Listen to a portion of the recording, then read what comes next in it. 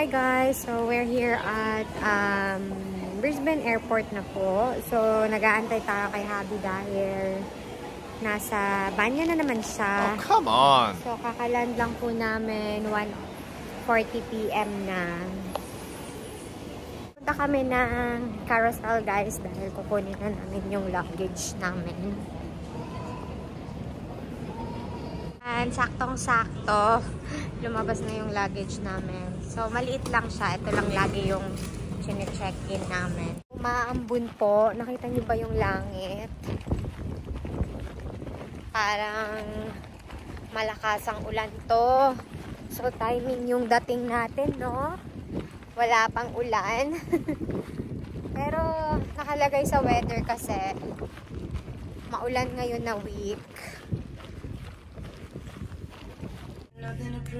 Papunta po tayo ng DFO, malapit na shopping center dito sa airport. Kasi titingin tayo kung ano yung magandang bibilhin para sa exchange gift sa Christmas party. December pa naman yun, pero magre-ready na kami para walang cramming. Ito na kami sa DFO guys. Ayan, DFO. Direct factory outlet na malapit sa airport.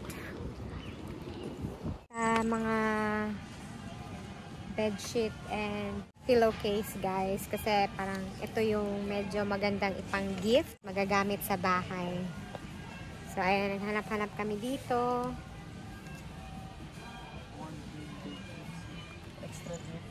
Guys, nandito na naman kami sa mga kitchenwares.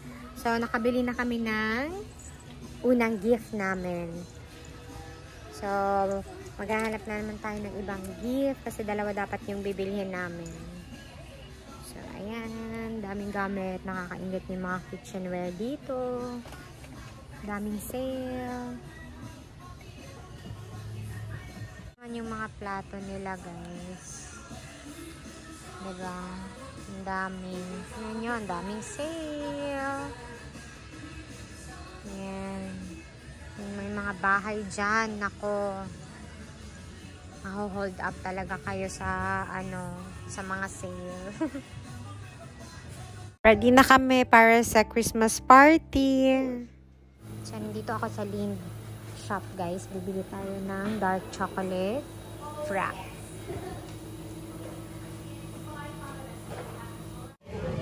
Wala silang cold drink, kaya hindi na tayo natuloy bumili. Tayin ko na lang si Habi kasi nagpunta doon sa kabilang building. May nakalimutang bilhin. So, ayan guys, sira daw yung ice cream machine nila.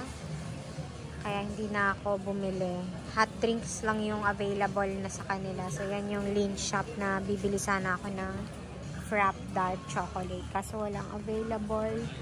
Pilipinas sa atin, sobrang daming decor na for Christmas.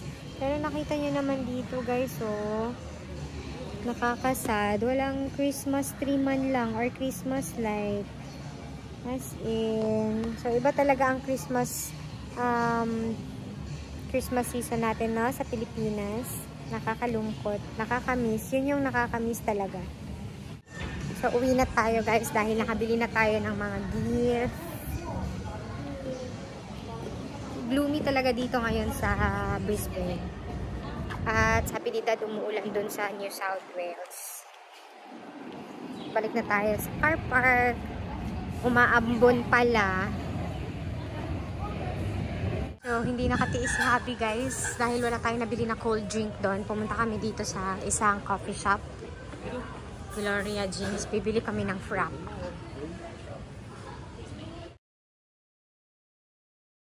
At ayan, nag-order na nga si Habi ng frap drink. Inaantay na lang namin yung order namin guys. Parang magko-close na rin yung coffee shop dito.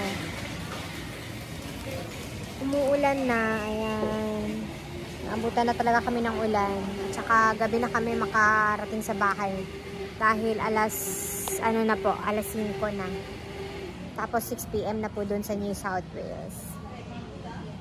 kami sa car, guys. Kakain na lang kami dito dahil sayang naman yung mga pagkain namin. Yung kinain naman ni Habi, yung sobra kanina sa aeroplano, hindi niya kinain yung sandwich. Ako hindi ko rin kinain yung sandwich ko. Kasi nga, meron kami netong lasagna. So, okay pa naman tong lasagna. Kakainin natin yan sa travel dahil hindi na tayo magdi-dinner pagdating ng bahay. So, that's all for today's vlog. Thanks for watching. Bye!